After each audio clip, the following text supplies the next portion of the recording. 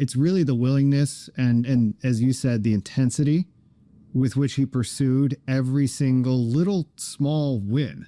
It really was the concept of stacking small wins. I know we hear about it. I know the original research goes back to like the early 80s about the concept of stacking small wins. And Stephen embodied that with every single thing that he did. You know, as one of the reading assignments we give interns before they show up is to read Atomic Habits. And in that book, they talk about stacking small wins. We talked about his daily report card. I just want to put some context around this because I think actually Atomic Habits, that's actually a pretty good book. I think I have it in my Audible. Hold on. Audible. Hold on. Atomic Habits.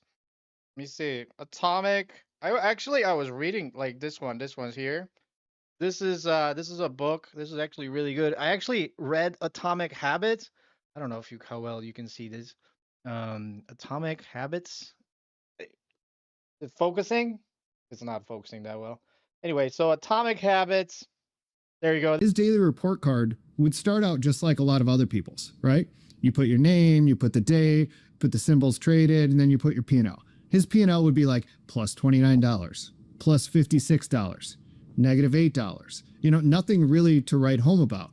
But then you would go and look at the rest of his daily report card, and it was so different because of the intentionality behind it, because of that urgency that he had to realize that the trades that he was making $100 on, or $30 on, or $20 on, you could read how that was going to be a $30,000 trade for him, or a $50,000 trade for him. So it wasn't really a surprise that a couple years later, his daily report cards are reading plus 250K, plus 80K, plus 90K, because it's that same intensity with which he pursued every single small win early on in his trading that really kind of extrapolate that over time.